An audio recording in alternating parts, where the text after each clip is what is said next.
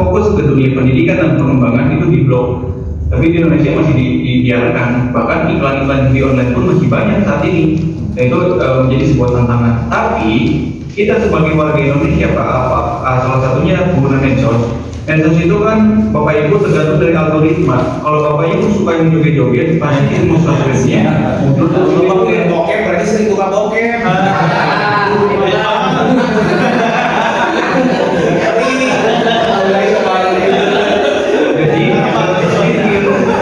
Buka TikTok sekarang di sana kacau, ya kamunya aja yang kacau. Seperti itu. Karena sesuai algoritma, Pak. Kita semuanya di monitoring sama algoritma. Kita buka TikTok banyak yang seksi-seksi, ya kita suka yang buka seksi-seksi. Nah kembali lagi itu menjadi sebuah pertanyaan. Kenapa ya sekarang banyak yang seksi? Coba baca diri sendiri. Juga kondisi seperti itu. Saat ini kalau di Belanda saya banyak politik, berarti saya suka politik gitu. Nah itu yang dibiarkan saat ini oleh media sosial, dan itu kembali lagi kepada diri kita masing-masing sebagai tantangannya. Sorry. Ya, terima kasih. Yang lain pada dibuat ada yang mau komentar, ada yang mau masih masukan, pertanyaan.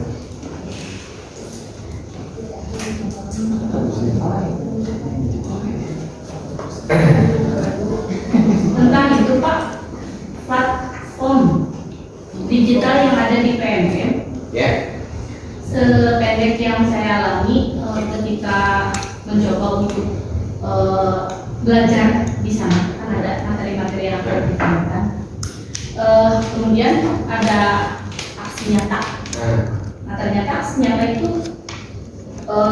tidak lebih saling mencontek antara ya berbagi kan ya. Akhirnya teman-teman kita mengakalinya dengan berbaginya copy paste gitu. Yang pertama. Yang kedua,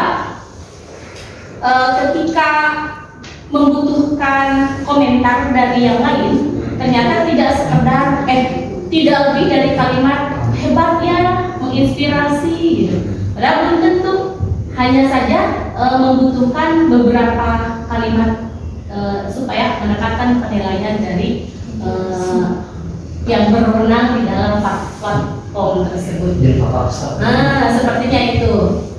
Sehingga kami di dalam grup hanya terpaku pada menolong teman supaya cepat dapat nilai gitu kan ya. Nah, user yang dibuat ya. Nah, sejauh mana gitu Kakang Yosef yang ganteng tapi lebih paham. Ada yang itu disebutkan. Tadi matong lebih ganteng dari dosennya. Pasti kan salah satu yang memberikan motivasi terbaik untuk guru-guru di Indonesia, apalagi kemarin sudah berjumpa dengan Bapak Menteri gitu. Apakah PMM ini mau dilanjutkan atau memang stop, tidak ada perubahan yang jelas? Pandaikan guru-guru zaman sekarang dengan digitalnya, kemudian jujurkan akhlak dalam mencapai menghadapi siswanya gitu. Sehingga siswa tergerak, kemudian juga administrasi pembelajaran yang sebenarnya yang praktis di lapangan itu terlaksana. Pak, panjang tim, benar kadang. Kadang itu Pak. Saya mau ngumpul pada itu. Tapi di dalam pola. Ada rangkuman. Ya, jadi tadi mengenai cerita terkait dengan PMM Pak Yosef. Jadi platform PMM, jadi para guru itu kan didorong untuk melakukan pengembangan pembelajaran. Namun faktanya kerap kali pengembangan pembelajaran itu copy paste, bukan ATM ya, copy paste. Sehingga hanya sekedar formalitas ya, pemenuhan terkait dengan kebutuhan. Yang kedua, itu kan sebetulnya mereka ingin mencoba melibatkan penilaian yang objektif melalui komen-komen ya.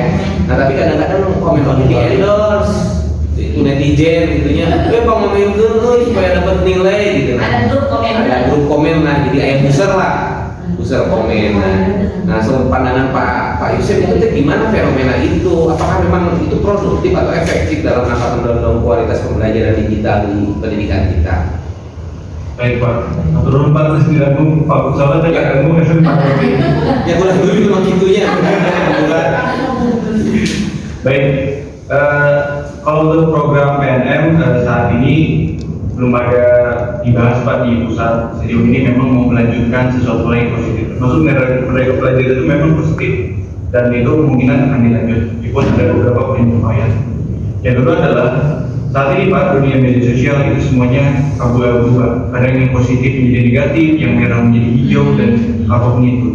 Cuma kalau kita melihat dari potensi yang saat ini tergantung dari kualitas kontennya Pak. Kenapa orang mau mengomentari sesuatu? Karena ada interaksi. Sedangkan kita bikin konten apa adanya, ya apa yang akan diinteraksikan itu kan menjadi sebuah problem. Saya kan sekarang jadi konten kreator Pak, aktif di media sosial dengan follower yang cukup banyak lah Pak. Itu kenapa bisa hal itu terjadi? Karena saya membuat konten yang membuat orang ingin berinteraksi, bukan sebatas ayo komen dan lain tidak Pak. Orang mau melakukan komentar harus ada values. Kenapa saya harus berkomentar? Untuk apa? Dan apa dampaknya? Jadi kalau Bapak Ibu mau melakukan supaya orang banyak yang komen di media sosial untuk mendapatkan suatu insight tertentu, bikinlah konten yang akan menunjukkan suatu interaksi. Kalau kontennya hanya bersifat flat, tidak ada hook atau yang lainnya, saya kira orang pun malas untuk komentar Pak.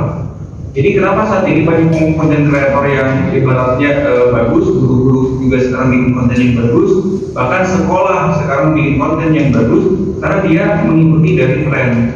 Sedangkan tren itu jarang dilakukan untuk pembuatan video-video yang ada di sektor pendidikan. Semuanya flat, formal Pak. Sedangkan di media sosial semuanya tidak bisa formal. Harus mengikuti dari berbagai kaidah-kaidah media sosial yang saat ini terjadi. Baru akan ada interaksi yang betul-betul organik. Kalau dimaksa dan tidak ada yang komen, berarti kontennya tidak menarik. Seperti itu Pak. Oke, thank you. Gimana Bu? Oke, ya. Selanjutnya ada komentar, pertanyaan. Mau lagi ya, ulang bilang sekarang bukan lagi ya katanya. Lah, Pak Yusuf, sejak kapan Anda jadi menteri pendidikan? Enggak, itu kan menteri yang sekarang tapi ada wacana. Ada WL lagi Pak Yusuf? Ya, sebagai staf ahli dari ini kan sekarang lagi itu loh. Saya diajak Pak memang tidak mau Pak. Siap. Enggak. Oh iya, kayaknya beliau. Pak Yusuf tahu perkembangan kaitan dengan ujian nasional? Apakah ada lagi? Akan dikembalikan Pak. Yang akan dikembalikan. Tapi untuk jenjang-jenjang tertentu. Baik. Ya. Ada apa kita? Dari tanggal 5 kan. Oke. Cukup. Kalau cukup Pak Yusuf, terima kasih atas waktunya. Mudah-mudahan ini menjadi amal ibadah bagi Pak Yusuf. Juga terima kasih sebelumnya untuk ibunya ya. Atur mohon jadi amal ibadah kasih Profesor Yusuf. Selamat buat ibunya. Ya, Insyaallah, makasih Pak. atur mohon. Assalamualaikum warahmatullahi wabarakatuh. Waalaikumsalam. Masih ada yang masih satu tuh? Diulang deh Kalau kasihnya. kita depan, cakap Pak. Wassalamualaikum. Oke, nanti saya pamit ya. Enggak, assalamualaikum. Ya, teman Pak Isa. Ya, gitu Bapak dan Ibu, dia cerita terkait dengan model digitalisasi. Untuk saya panasin baik. Jauhnya panasin baik ya. Sekarangnya panasin. Nah, sebentar Bapak Ibu.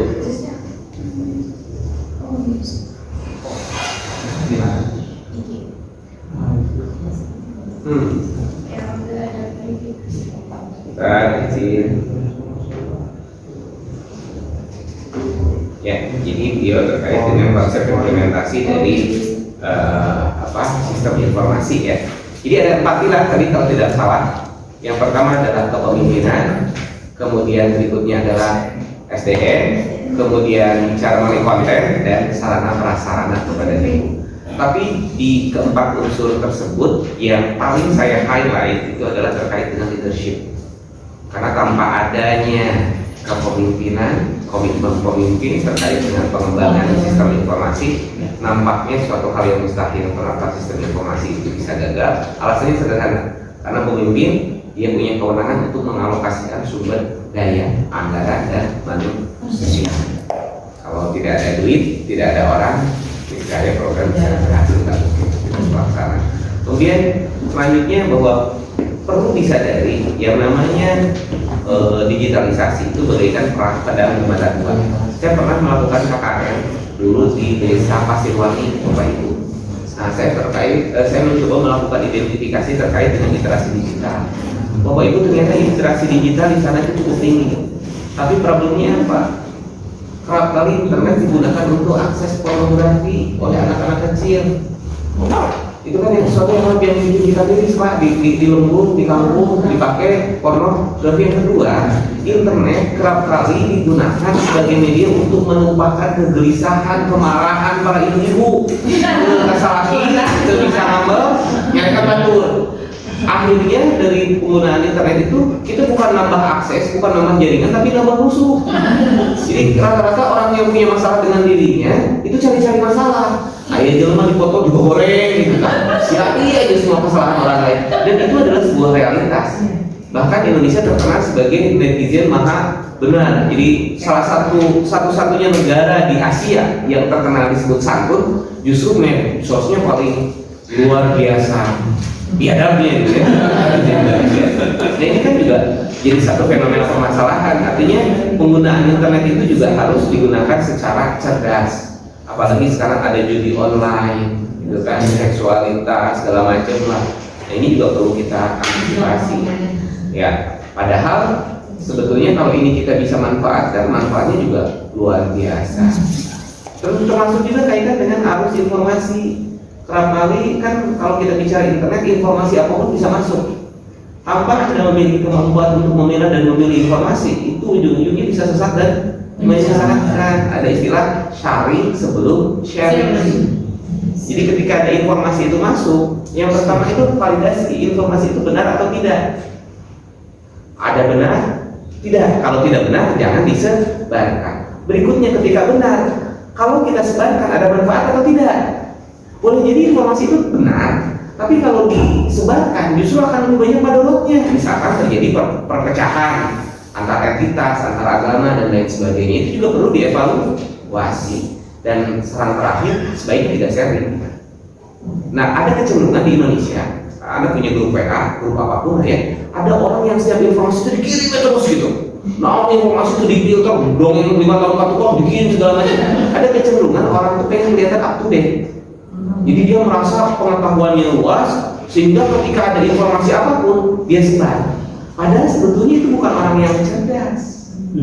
Karena belum tentu loh informasi yang dia kirim itu adalah informasi yang benar. Dan kalau dulu hati-hati dengan mulutmu, sekarang itu bicara hati-hati dengan jarimu. Jarimu lebih bahaya dari harimau. Karena kerap kali orang kehilangan pekerjaan karena faktor jari. Ada sebuah perusahaan besar, jadi sedang rapat dengan pimpinan, tiba-tiba dia update status, boring nih rapat wise, anjir kabur kan perlindungan anak.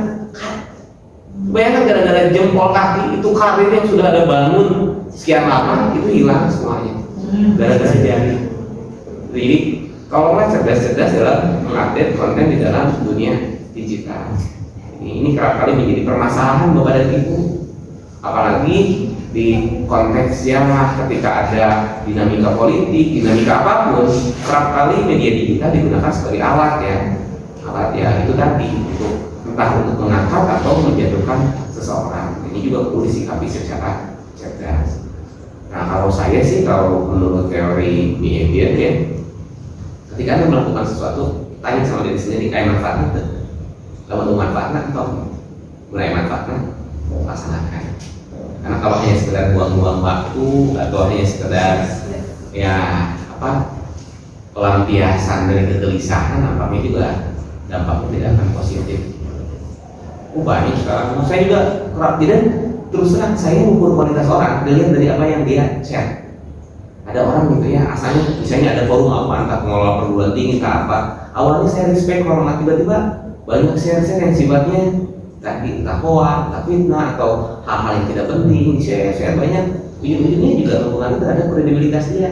masa kiri, fakta kirinya kau ukur, kau baca dari apa yang dia upload. Hati-hati loh, yang Anda upload di internet itu mencerminkan performansi Anda. Jangan yang terus kalau ada kegelisahan, kadang-kadang gini kan yang muncul anak sekarang, tapi saya yakin Bapak Ibu nggak ada. Ketika orang tua sakit, GWS papa selamat sembuh, gambar ceri gitu. Kehet bapak mana gerinter yang dipasang dengan status, datang si Allah kehet kan. Tercukup pasang status GWS po, I love you so much, ketun hari lima sekeren moda halem kecetan, nah gitu kan. Anak sekarang itu seperti itu Pak, kelihatannya seperti harmonis, padahal kalau secara chemistry bullshit, nggak ada. Kalau orang tua kita ya, saya kasih gambar kayak satu ya. Kalau orang tua Anda sakit, dia datang ke rumah, pasang status GWS, ya Allah, ya benar sih nggak doa gitu, tapi kalau kalian mau butuh etak, butuh datang, doakan langsung gitu. Ini kan berapa kali juga ada pergeseran dari sisi budaya. Tidak salah, tapi ada yang perlu tetap dipelihara, dijaga ya, kearifan lokal. Kan cukup lebaran tuh, mama minta maaf begitu kan, tetap kan harus pulang. Dan kalau ngomong alasan sibuk mah Bapak Ibu, bukan masalah sibuk, ini membicara prioritas. Sesuatu kalau prioritas selalu ada waktu. Berarti kalau tidak ada waktu, bukan prioritas. Sederhana itu. Pasangan, oh memang ada waktu buat istri, saya harus kerja tuh. Berarti istri bukan prioritas. Karena kalau Anda memprioritaskan pasangan Anda, pasti akan selalu ada waktu. Ya kecuali momen-momen tertentu ya, ketika ada pekerjaan mendadak atau deadline dan lain sebagainya.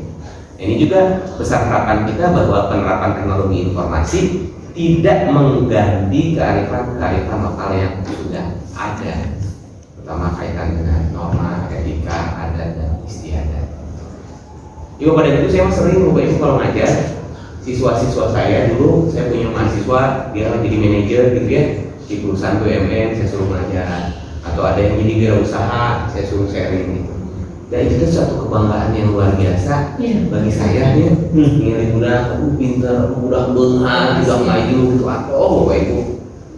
Dan kami itu turun-temurun, jadi dosen saya juga seperti itu. Nih ngasih sesi ini, saya suka bingungnya. Ngasih Bapak identitas saya ngasih sesi, pasti Bapak ada jagoan. Nah ternyata bukan itu gitu. Iya, jadi ya ada kebanggaan lah ketika seorang guru bisa mendidik seseorang gitu. Model. Ya, jadi model banget. Dan luar biasa, saya bangga banget ya. Ketika ngajar saya kelas kerap kali kalau di S1, terutama di semester 1, saya suruh mahasiswa-mahasiswa saya yang udah sukses untuk sharing di kelas. Materinya terserah, inspirasi, memberikan inspirasi, motivasi. Lalu kalau ada komentar, kita cukupkan sekian aja ya. Siap. Kalau tadi yang masalah sering menjadi kalau buat di sekolah ya, kalau sekolahnya yang segala sesuatu jadi share gimana? Segala kegiatan sampai kegiatan belajar, kegiatan It's very good. kegiatan sekolah. It's very good. Hari ini adalah hari gimmick. Hari gimmick artinya segala sesuatu yang bersifat positif itu positif. Kita bisa lagi kampanye ketemu sama orang miskin, ditangkep, dipeluk, dicium, itu bagian dari positif. Poinnya dapat positif atau negatif? Sedikit positif ya itu oke. Nah masalahnya kadang-kadang sebelum kita men-sharing kita nggak berpikir dulu ini masalah atau madarat. Itu yang jadi problem. Terus kadang-kadang kan satu tuh selalu sesuatu tuh ada efek positif dan efek negatif. Sehingga orang ibadah yang hati balik buat itu kan bisa jadi ria atau bisa jadi inspiring. Balik diri kan, ini motifnya apa? Kalau motifnya ingin menginspirasi orang lain, ya bagus. Ketika orang lain ada yang beribadah mengikuti kita, berarti kan kita dapat pahalanya. Tapi lamun kurang ibadah yang memiliki batur kan, dongengnya berbeda kan. Jadi segala sesuatu kembali lagi ke motifnya. Motivasi dan niat. Ya. Dan yang pasti segala sesuatu juga tadi harus dievaluasi terus nih. Kayak saya terus terang saya orang introvert. Bapak nggak pernah lihat saya di Facebook, Instagram segala mencari itu memang lagi nggak ada. Kecuali satu, saya diminta sama seorang anggota dewan karena saya dapat KIP. Pak Hilmi channel abdi posting, Pak Hilmi untuk komen. Karena itu saya nyen Instagram gara-gara siapa. Tapi saya menggunakan sesaat karena itu sungguhnya gitu. Kenapa? saya orang introvert. Bagi saya kehidupan sehari-hari saya adalah milik saya. Dan ya orang mau komen, "Pak ini zaman gini kok gak mau komen?" Ini kan masing-masing punya pilihan tersendiri kan, itu hak kita ya. Dan bagi anda yang suka ekstrovert gak ada masalah gitu, nikmati aja hidup, cuman ada konsekuensi. Ketika anda masuk ke ruang publik, berarti segala sesuatunya menjadi milik publik. Orang moto sesuatu, orang ke sesuatu, tiba-tiba dikomentari sesuatu, baru orang melakukan yang kurang karena ada upload gitu. Itu kan the most stupid guys in the world gitu ya, orang paling bodoh sedunia gitu. Anda membuka pintu Anda, pusing asup, nyarikan kucingnya, salah mana yang kapan tuh gitu. Nah ini yang kerap kali jadi permasalahan di kita. Hati-hati dengan ruang publik, tapi Bapak Ibu, ruang publik itu juga bisa menjadi sumber profit. Kalau Bapak Ibu punya kompetensi yang tinggi, punya kekhasan, punya keahlian, Bapak simpan di ruang publik, kan ujung-ujungnya ketika orang membutuhkan Bapak Ibu kan bisa memperoleh informasi terkait dengan Bapak dan Ibu gitu. Ambillah sisi positifnya. Banyak sekali guru yang dapat penghargaan gara-gara bikin video-video konten. Tapi sekali lagi Pak, ada zaman, ada orang, ada zaman. Saya dulu punya seorang dosen luar biasa, mau ngajar ku eta teh. Pokoknya manehna bisa ngajelaskeun teknik industri dalam waktu 5 menit secara selisih kan aja mau pinter mah. Mun ngomong riuh jadi sederhana, lain sederhana jadi ribet ya. Lu pinter apa ya banyak. Wah, itu kompleks tapi lumayan itu jelas kieu poinnya. Nah, pokoknya mah di zamanna ajeuna dosen hebat. Ketika migrasi dunia online ke offline, dia mengikuti mundur. Ini saya mau pensiun, orang kesanggup. Kenapa? Karena dia mau belajar ini langsung gitu, chemistry ketemu orang ketika berhadapan dengan layar laptop, mereka bingung. Nah, jadi kamu nggak tahu inovasi, improvisasi segala macam. Ini kan juga balik lagi ke karakteristik orang. Nah, cuman sekali lagi, ya namanya kita kan harus mengikuti arus perkembangan zaman ya. Ya kalau kita tidak mengikuti arus perkembangan zaman, sama aja dengan ketegangan Homo erectus itu. Ya akan punah di telan zaman. Tinggal pilih aja mau seperti apa. Intinya mah sharing sebelum sharing. Ada apa sih yang penjelasan dari Ali bin Abi Thalib ya? Jadi segala sesuatu itu harus dilihat maslahatnya, cek dulu benar atau tidak. Kalau benar, manfaat nggak disebarkan. Dan ujung-ujungnya ternyata pilihan terakhir untuk disebarkan itu kalau betul-betul bermanfaat. Bisa saja tidak berdampak negatif, tapi tidak bermanfaat. Dan ujung-ujungnya yang saya tekankan sama Anda, apa yang Anda sharing itu pada dirinya akan mencerminkan kualitas siapa Anda. Tak ukur lah, sok pengalaman lah. Cuma tuh berarti kabur, tapi nyeritain ke kiwai. Oh, turun kelasnya sabar belajar, gara-gara timpul mana kena pada kamu. Dan satu hal orang itu, ya, kan kadang-kadang orang senang ngirim berita-berita negatif, ya, betul ya.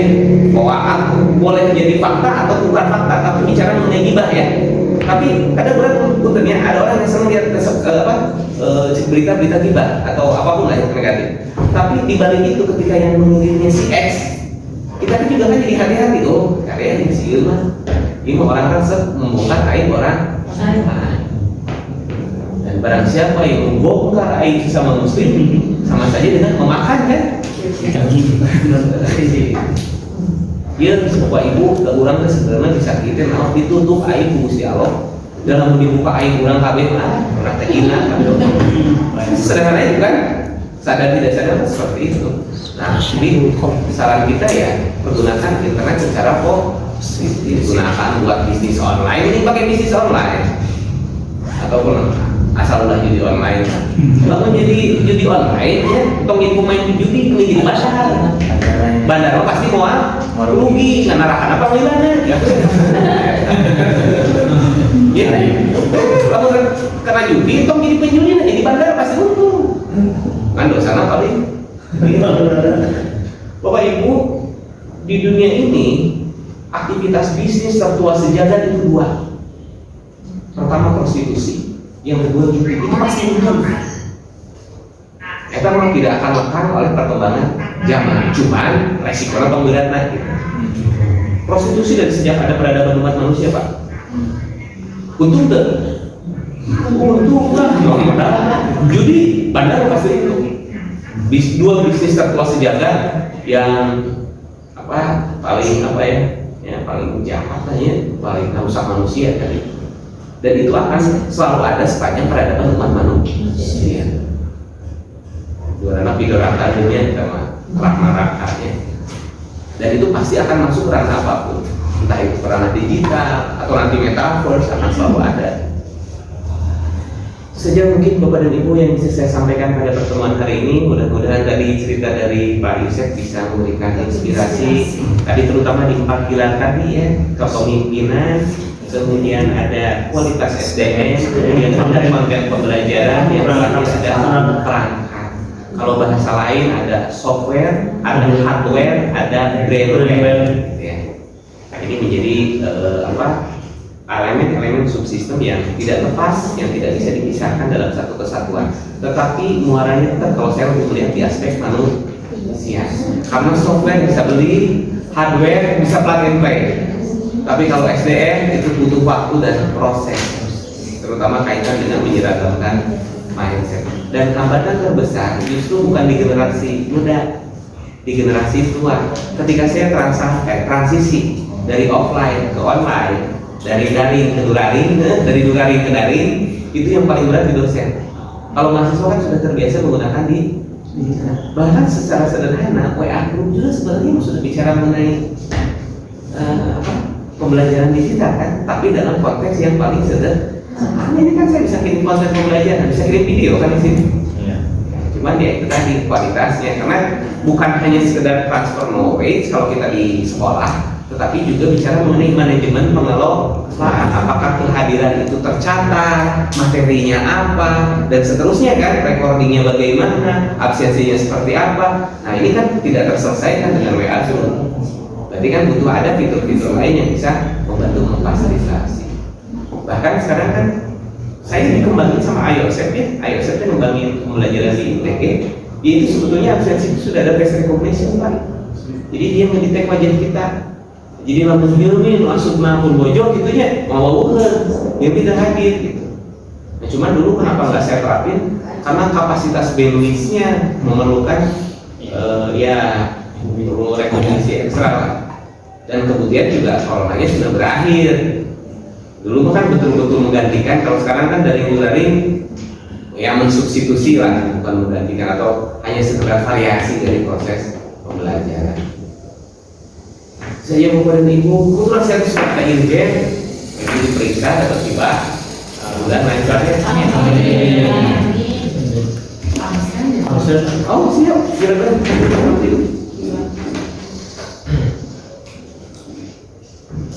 tuh jam sedang itu spidol sama air. Badan. Ya kalau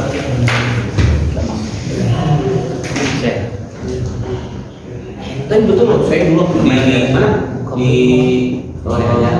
sisa tadi Pasir Wangi ada gitu loh. Ternyata penggunaan ini konten porno bahkan ya sudah ada umur ya.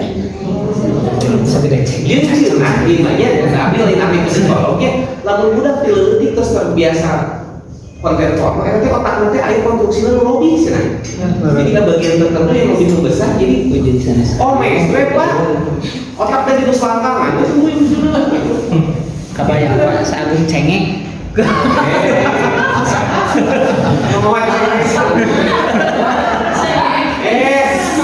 Cengeng oke penton. Ya teman. Kemana begini? Ari mana we teh ari mah kadinya ieu kayak kana otak gitu ya. Oh, itu maksudnya. Tapi yang pikir tadi ya. Karena motivasi kan. Bapak Ibu terima kasih, mohon maaf apabila ada yang kurang berkenan ya. Masih sama kene itu. Iya Pak Mariosan, Bapak Bismillah. Kan dulu ya, lancar ya Bapak Ibu juga sih lancar.